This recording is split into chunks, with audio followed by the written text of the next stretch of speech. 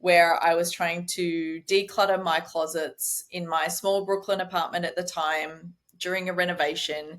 And I became very aware of my carbon footprint and the impact I was having environmentally because I was driving bags of things to Goodwill that wouldn't be accepted. And I was like, there has to be a very easy and convenient, but also sustainable way of doing this. And thus, Retold was born. Welcome to another episode of the Seven Figure Journey podcast, where we explore the ins and outs of the seven figure journey. My name is David Gilliland. I'm one of your hosts. We are delighted to have Amelia Trumble with us from LA. Amelia, welcome to the call. Yeah, thanks so much for having me, David. You started this business called Retold Recycling. What what got you thinking this ought to be something I do with my time and the difference and impact I make? Honestly, I ask myself that question quite frequently because it wasn't my background at all. My background has always been digital marketing, e-commerce, and working in other consumer businesses. Certainly not working on recycling at all. But I found that I had two really good ex-colleagues and friends of mine that were up for doing an entrepreneurial venture. And at the same time, I kind of developed a personal need for a solution like Retold, where I was trying to declutter my closets in my small Brooklyn apartment at the time during a renovation.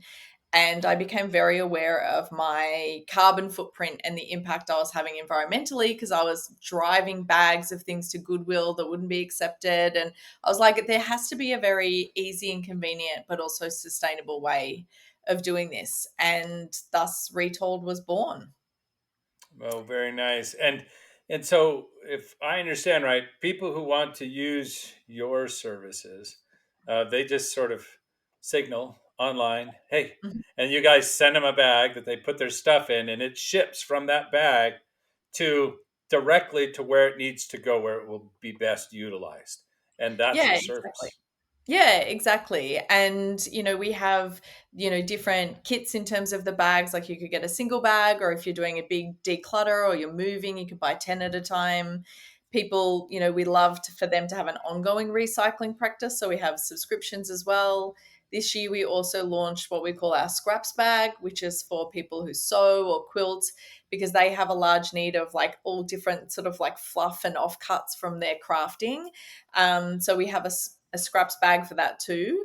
So yeah, we've sort of expanded beyond our just like standard yellow bag. And, now we also work with a lot of brands and corporates to bring their recycling programming to life as well. Oh, very nice. I feel like you're peering into our closets and sewing room right now. We're all of the above issues at my home. Fun business, right? Fun business to get into. From the social impact side, but also just the convenience, Yeah. right? The convenience. Move this out and not have to haul stuff that's not doing anything for me, but removing stuff.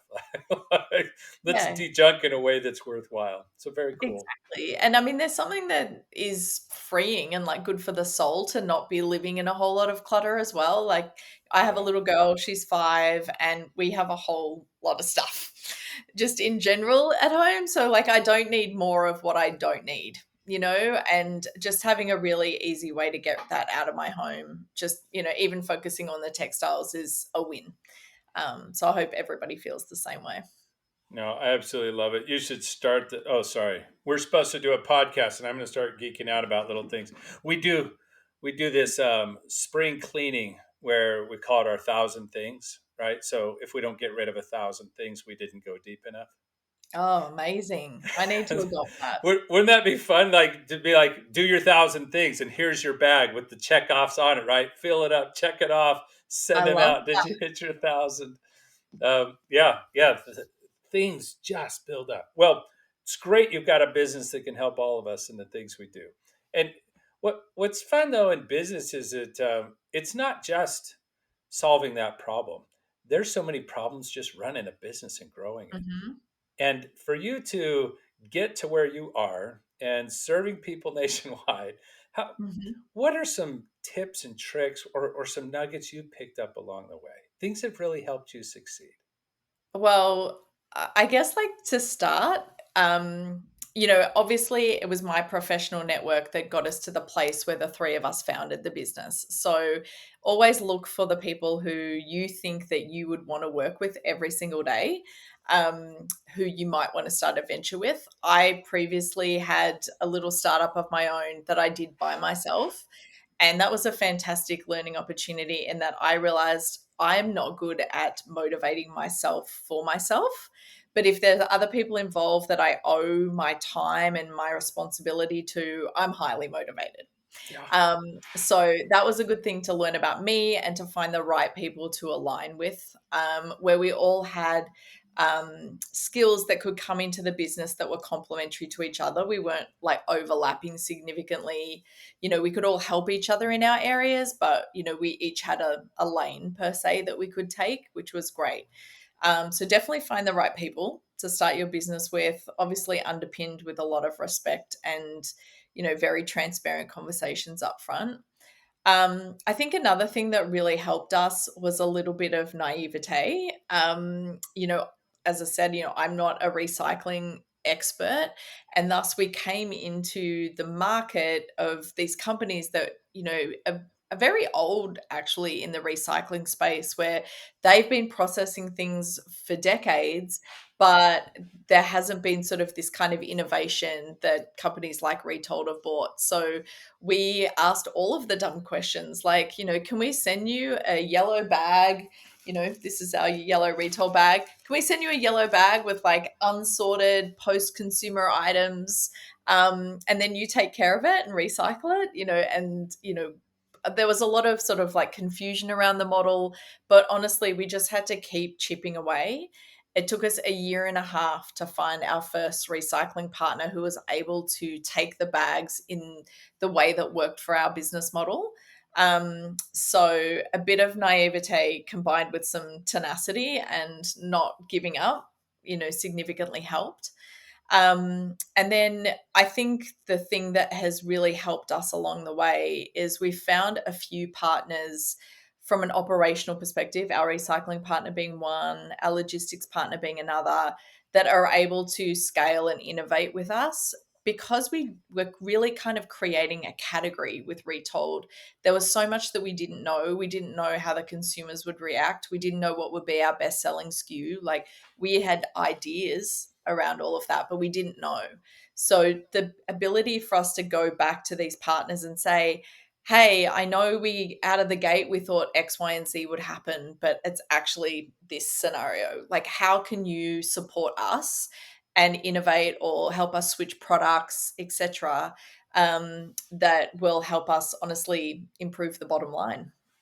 Uh, So I think, the not just necessarily finding the partner that is like the lock for the one solution that you're looking for up front, but someone who has a suite of products and is, drinking your Kool-Aid effectively. So they will come along with the journey. And, it's required them to at times probably make less money or rework things that's a drain on their own resources. But that's been significantly helpful to us in creating this new business from scratch.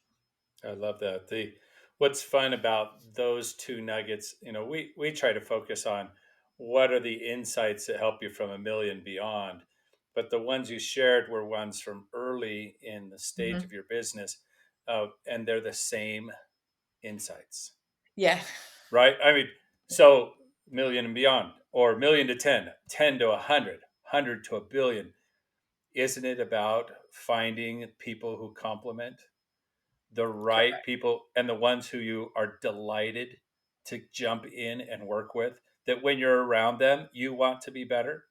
Yeah. Like, And it doesn't feel like work that's either. right. Like, And you're in the trenches together, but, tough things can be fun as well. yeah, and then why hire anything else, Yeah. right? So when we're making our 10th hire, why make that any different? When we're Yeah. making our 50th hire, why do it any differently? Let's find people we love to be work that we love to be with, whose talents, skills, and abilities complement the organization team they're going to be a part of, that can really bring to bear what they've got to move forward. And then secondly, the partnerships, sometimes we think a partnership is a set it and forget it. And I think Mm, that's a huge mistake. huge mistake. Yeah. And I think it's also you spend a lot of time, if you're doing an RFP or vetting for a particular piece of functionality or a vendor or whatever. I think there's very much an obsession around like, do they check all of the boxes? Are we getting what we, paying for or whatever? I think there's needs to be like a sense of, well, what could they do beyond what they do today? Or, spending more time maybe on what their future roadmap might be, because that will give you the insights to say, okay, of course they're going to help us scale, but can they help us scale, turn right, turn left, then get back and then scale and, Yeah. go Yeah. beyond? And I think for us, we like to, maybe it's a bit of a cliche, but sort of like really treat some of those partners as, family members and really ideate with them beyond what they're doing on a day-to-day basis today. And that's been very, very helpful. I love that. And so your selection was again similar. Who's in Mm, line with us? Who is mhm, passionate about it? Who's flexible? Because you chose that in the relationships to build your business, instead of transact, you wanted to see would they transform with you, mhm. right? Correct. Would Yeah, they move? Would they help you become? Would they shift? Um, and you always get 3 to 10x from that kind of relationship instead of transact, which is always exactly what you ask for. Maybe a little delight, but generally exactly what you ask for, if that, right? yeah. Absolutely, absolutely. And I think for us, recycling for us is, of course it's a business, we're for profit. However, we are doing a significantly, awesome thing for the world. And there's something in the values piece of that Yeah, where, when you have like a great vibe with a vendor or also an employee, there's so many times when you can think, okay, well, I'm writing a job application or, I'm going to receive a job application of someone who's looked at all of the keywords on the LinkedIn job ad. And of course, they're going to mirror that, in their, cover letter or proposal or whatever the case may be. It's like it's very easy to be rote about a lot of those things, but when you actually get the sense that someone is living and breathing the same values and the same mission as your business has, and obviously we are a mission underpinned business, so that's not the same for everybody, but I think that is a filter at which you can apply your decision making at a greater level. And yeah, that's the kind of, obviously, $1 million plus revenues, there's a lot more on the line than when we were starting up. So I think that's a key deciding factor when we're making choices today, for sure. And especially now that we've lived in the business for, well, we've been operational for 4 years, but working on it for about 6. And it's just something that we can't bypass today. It's a absolutely. mandatory for us.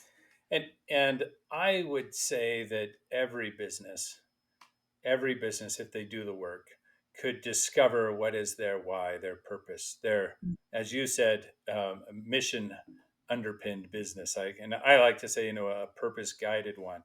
Mm-hmm. So there is that, and when we get somebody who is not aligned with that, Mm-hmm. we have a clock in, clock out mentality team member, Yeah. right? Well, when they are, and they're trying to solve our business problems when there's like a free moment, or when they're laying their head down on their pillow at night, or when they're taking their shower, like, oh, I've got to fix this, I got to figure this out, because they found meaning in the work, right? Mm, You get that discretionary effort, you get the passion, you get the creativity instead of the bare minimum to keep their job. correct. Correct. Yeah, I love that. What a great nugget. Thank you, Amelia, for sharing that. Pleasure. So let's shift the reward we get as an entrepreneur. Yes, there's some financial ones, but the big reward is once we tackle one problem, there's a bigger one on the other side that we get to Yeah. tackle. So what Always. are, what are you facing now? Maybe we could be of some help. Yeah, I would love that. So we, basically getting to sort of, this level of the business, we have multiple revenue streams. We are operating, a sizable customer base with recurring revenues, we have a responsibility, for the size that we are now. And I guess, we are changing from a small business startup mentality to a more of a medium-sized business with all of those, you know, like arms that we need to treat and to nurture and to grow.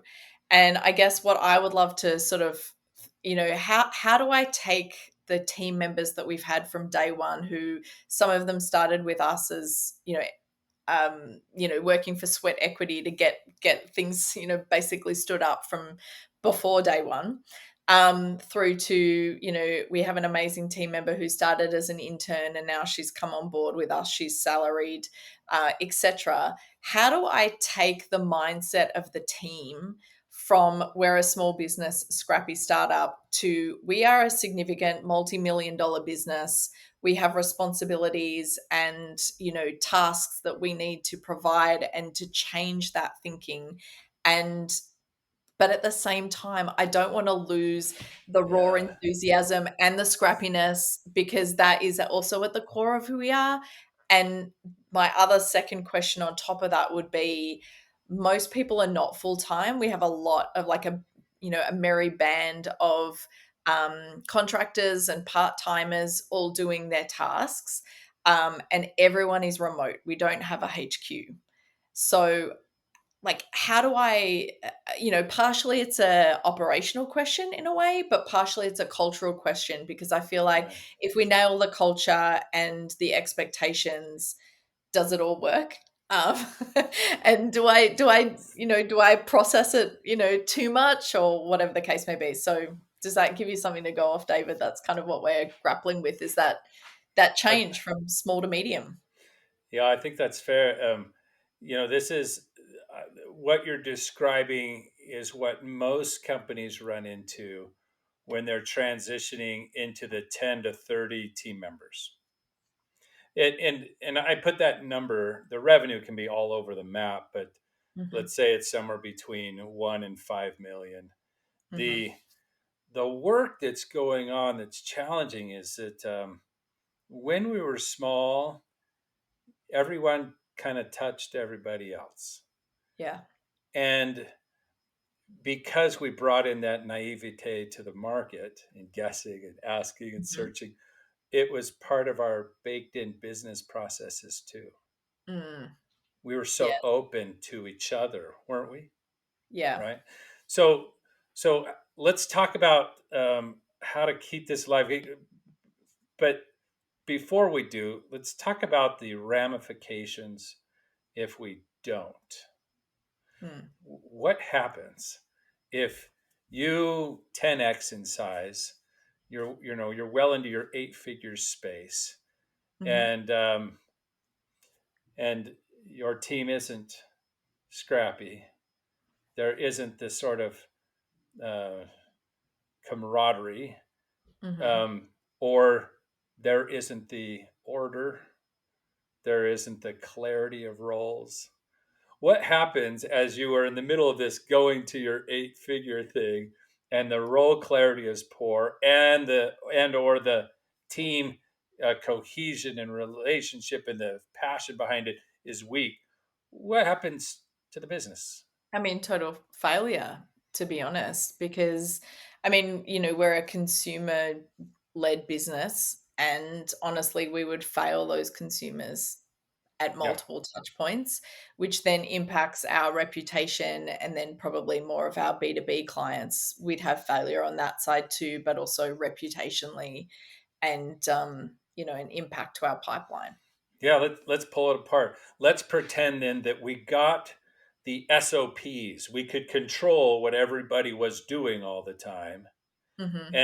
But the culture that you've described, you talked about in Scrappy, whatever, that was falling apart. So you Mm. build what you think is perfect. Now you're growing with that. Let's say you're at 1, 2 million, and here's my processes, and I'm growing and I'm growing and I'm growing.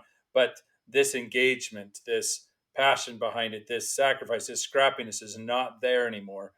What's that do to your business? Well, I think, I mean, That's almost like harder to quantify in a way. And it's kind of goes to what you were saying before around someone who's just checking the box and Yeah, clocking in, yeah, yeah. clocking out to do their day to day. I mean, we wouldn't have the failure that, we would have if we, sort of didn't have like any of the work happening. But I think we would lose the essence of what Retold is in a lot of ways, especially interfacing with customers. Because, we try and always, customer is always first. We're probably, we like to surprise and delight. We like to be, generous in a way.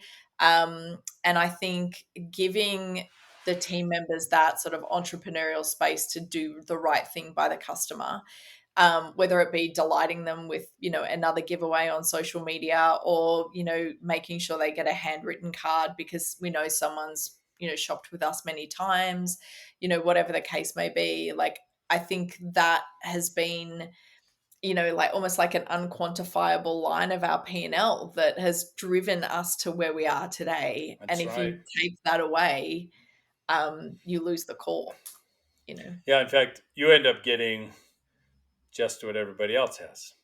You know, Yeah, you become a commodity pretty quickly. yeah, Um, exactly. so as we watch and you see businesses grow, usually about every time they triple in size, all their processes go out the window and they have to reinvent. And Okay. so just think a team that's just doing, I'm just doing my job. You can't fire them; they're doing their job, but the stuff's falling apart. The customers aren't being delighted. In fact, they may be saying, "Well, that's not my job. That's so and so." You get finger pointing. Mhm, All mhm, really interesting because you've grown out of your old processes. So we'll watch that happen. On the other side, you can have a fantastic culture and no process and system, mhm. and then The as Wild the West. yeah Wild West, as the volume gets big, things actually fall apart just because you can't handle the volume, Yeah. right? So we see the efficiencies come way down. And Mhm. so we're doing all this work, but it takes so much reiterating and rethinking and redoing all over and everywhere that your margins shrink down to nothing. Yeah. um, Growing, delighted customers, customers in all sorts of segments, in all sorts of places, in all sorts of ways, and we don't know who's making us money and who's losing us money, right? Yeah. Because we're not focused. Yeah. So I love your question because you're like, I got to have both, and I just wanted Yeah. us to walk through why both. And I also think the system without the soul kind of takes the joy out of the journey. Yeah, correct. And I think the other thing for us is there, as we have grown and, launched the business in the last few years, there have been other businesses that are kind of like adjacent or aligned in similar space. So it's like when we launched, we didn't really have competitors per se. And now there is like more of a competitive space. So the answer also of what you're saying is if we lose the culture, we're homogenous, we're the same as everybody else. And, I think that heartbeat is why customers choose Retold. And, if we lose that heartbeat, like maybe we still have the same stats in our marketing, or, the same, we have a compostable bag versus other people don't. Yes, those elements will be there. But without that heartbeat, I think that significantly damages the brand and the business, and therefore the profits.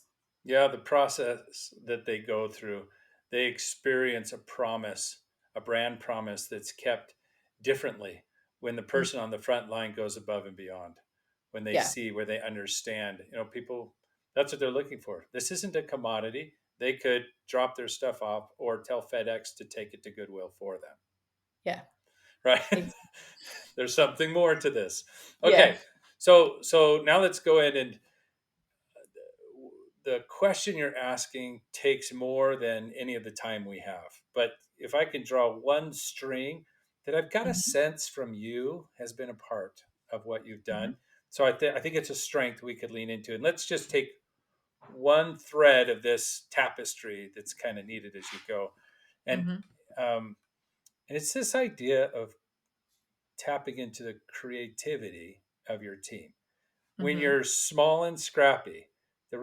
One of the reasons everyone likes to give and do is there's an internal thing in all people that they want to create. They want to say they did. They didn't mm, just plug in. They weren't just Now, this is an old reference. A George Jetson just pushing a button, Sue. They want to create something. They want to use their minds. They want to use their gifts. It may not be artistic, but they may have an idea of how to best help that customer. Mhm. They may not be, the architectural genius of the overall organization, but they might have a great idea how to fix that process that both Yeah. aligns what your partner most needed and what the customers were most hoping for, right? Mhm.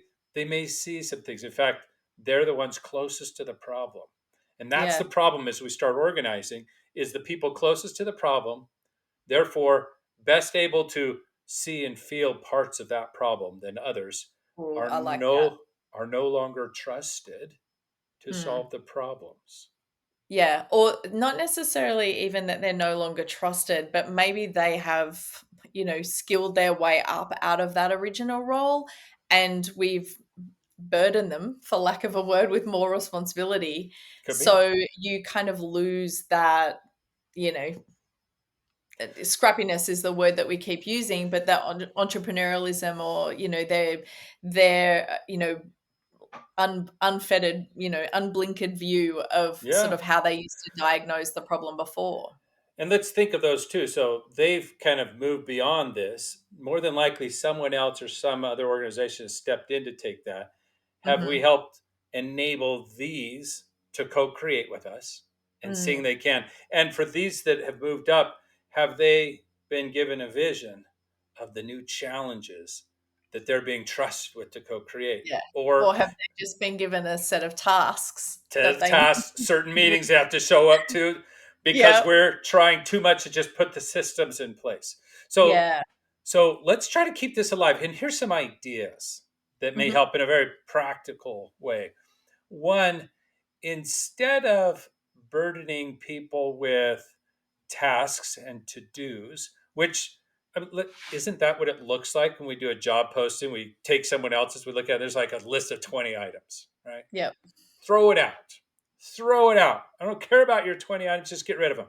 Maybe they're useful later and we can use them part of their onboarding and saying, here's what people have done in the past to Mhm. help there. But here are the three things or two things that we most need from this role.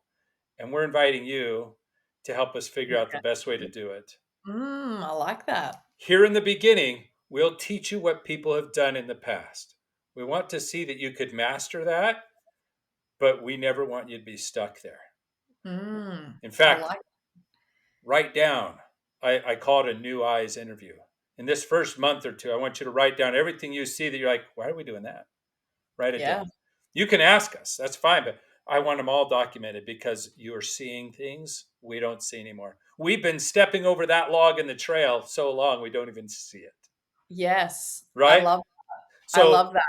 So let's begin from the beginning to think, how do we create an environment that invites people to co-create? And then I don't want them just in their role. Let's pretend that Susie has stepped into her role and has figured out those two things or three things max. And we said we've got to deliver these values, and she's delivering it. The customers are satisfied. It is on time and it's in budget, or whatever the things are, right? Whatever her role is, she's doing it. Then we say, hey, Susie, check this out. Amelia and the original founders, we're working on a big project of maybe what we need to do or become a year, 2 years from now. We're thinking Mhm. about this. We'd like your thoughts. In fact, we'd like you to join the team in solving this piece. And this piece may be, as we're growing, we have to figure out how we organize this team differently to pull Mhm. it all off when we're 10x or when we're 3x. Like, we've got to reimagine this. In fact, our old way, we're gonna lose customers in the middle. We won't be able to delight them all. We've got to figure a new way to keep delighting. Can you help us figure out you know um, the delight diva for 2026 or whatever? Right?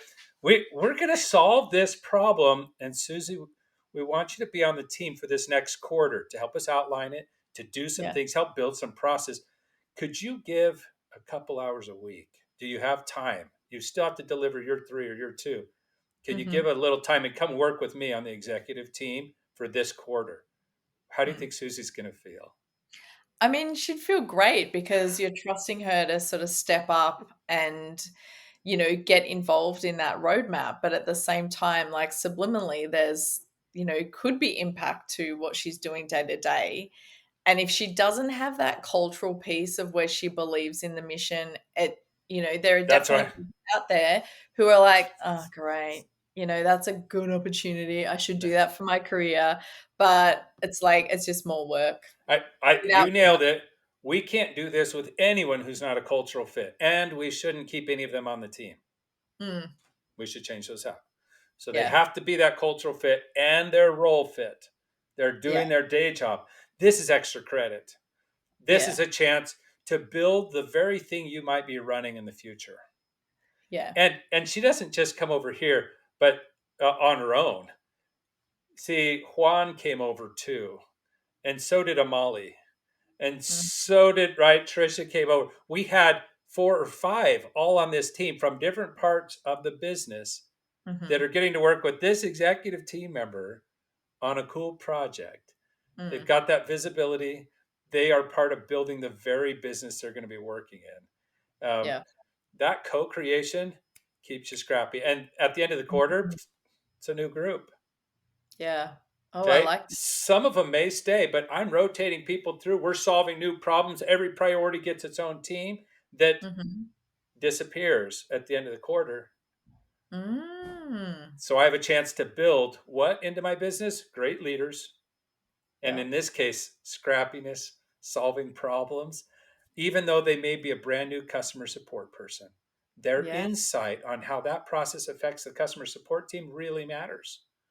Let's bring them Yeah, in. I think I love that because I think so much of the time when you are ideating, and we've kind of just done this with our, launch into retail. So we had to create a wholesale product and it's, a completely different format to what we've had before. That there's sort of like a sense of like you need the top to think about those things. And because it's like so important, air quotes, it's going to be such a large revenue stream for us, or we know like all of the intricacies, but sometimes it's like you were saying, like when someone new comes in and they keep the list of like, what did you call it, the list of questions, we're like, why do we Yeah, do the new eyes, or as you yeah, said it earlier, our naivete. yeah. What a um powerful thing. Yeah, I think that like there's something so valuable about having, you know, the naivete in the room to and also to foster the space for them to ask the what they might think is a dumb question, but actually none of us had ever thought of that. Yeah, yeah. Is just so helpful. So yeah, I really like that. I like the idea of getting people from across the business, but then turning them through. And it Um, it doesn't take a lot of time. You yeah. identify the priority with that leadership team. Great. Then this sub team gets selected from people who are doing their day job. Mm, Okay. They're selected and they're put in this group that get to define how they're going to deliver on that priority. They build out all of, we call them the smarts. It's basically project management, all the bits and mm, pieces, who owns what by when to get it done. And then they meet every week or two for 15, 20 minutes after they built that. That may take an hour and a half, 2 hours to really build out a plan. But then it's just touches. Are you red, yellow, green on yours? I'm green. I'm yeah. yellow. Oh, you're yellow? What do you need? The team, here, let's help you. Oh, we need to connect you to so and so. Oh, you need a few more resources. Boom, boom, boom, boom, boom. They're part of delivering something. It may be as simple as how do we go about hiring at scale? Or how do we go about working with these new types of partners, uh, given our current way of doing business? Some issue that you have to solve if you're going to win the strategic game that quarter and that year. Mm, They get to be a part of it. um, you'll find the us versus them not be there in your business as much, because look how many cross-functional groups are in the middle of that.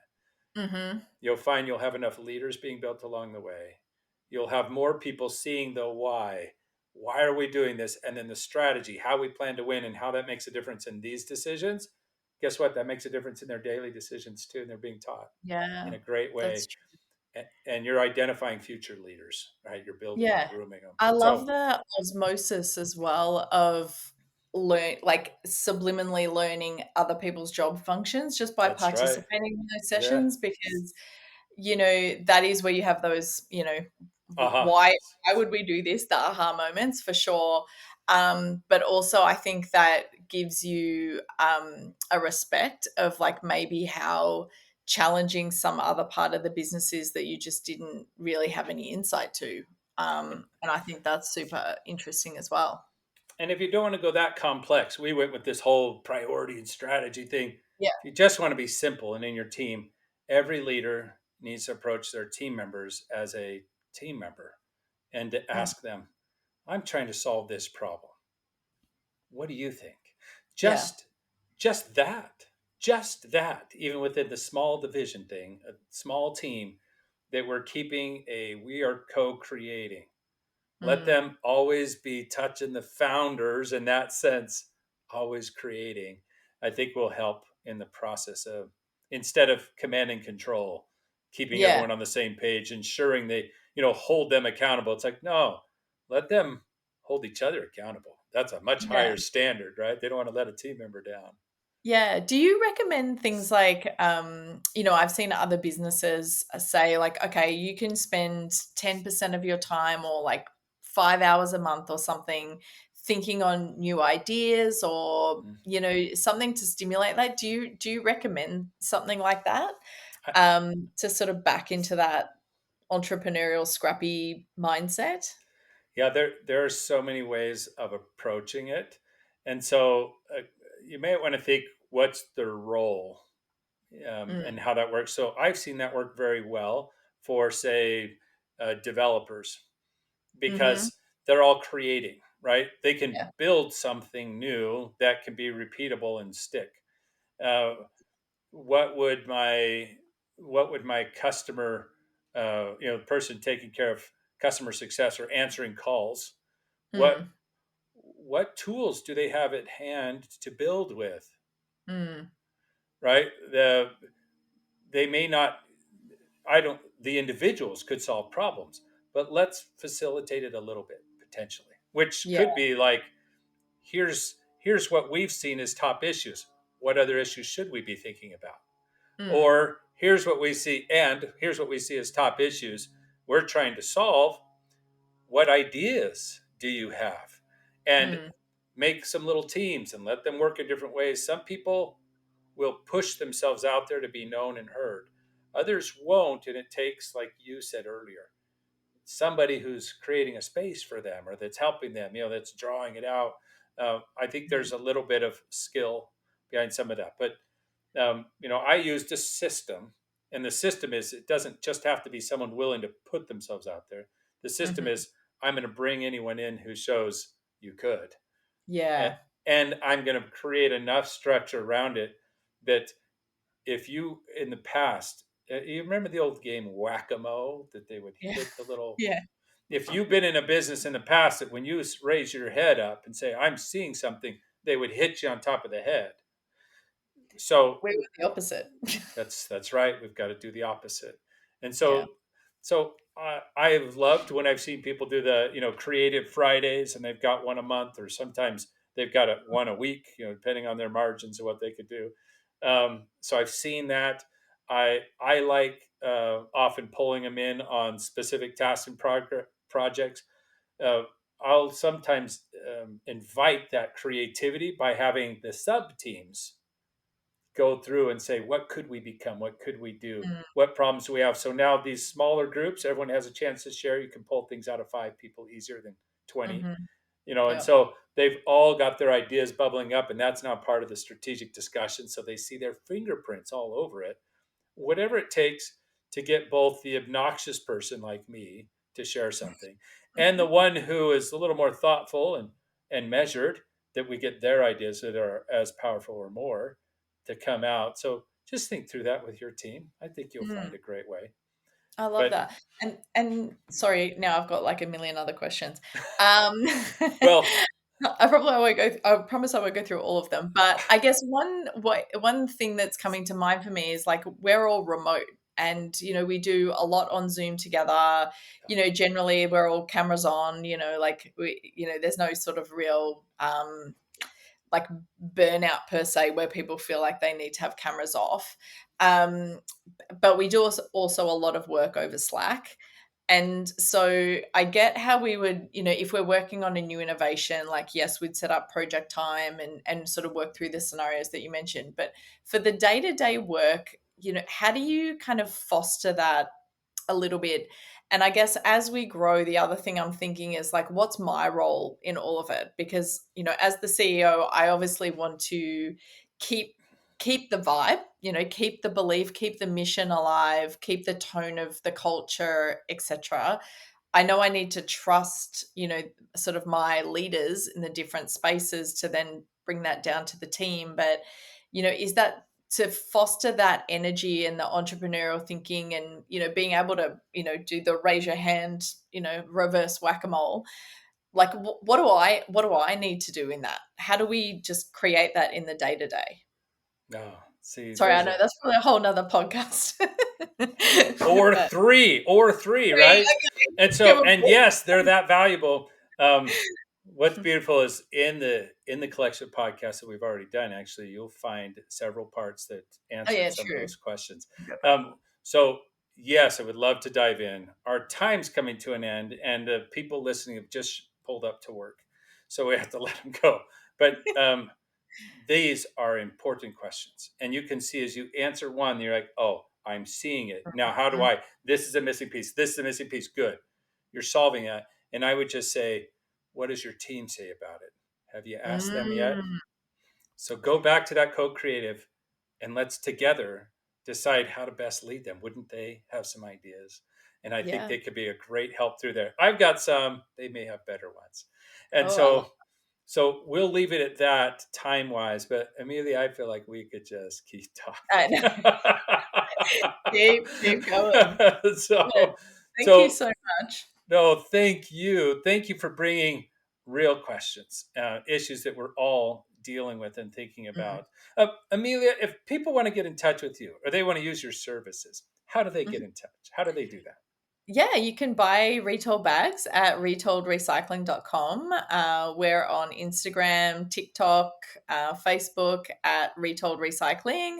We're also on LinkedIn as a business, but you can also find me, Amelia Trumble, on LinkedIn. Or feel free, I also welcome, outreach if anyone wants to email me. I'm always up for a virtual coffee. So I'm Amelia at retoldrecycling.com if you want to drop me a line. But thank Fantastic. you, David. Thank you again, and I hope many of the listeners give a shot with of your services. Try those out and just see the great things you guys are doing. Well, Well, that wraps up this episode then of the Seven Figure Journey podcast. If you found value like I did, please like, share, do whatever's necessary to get it to other seven figure business owners so they can also benefit from the things Amelia shared with us today. Thank you. Keep learning, keep growing, keep striving, and until next time.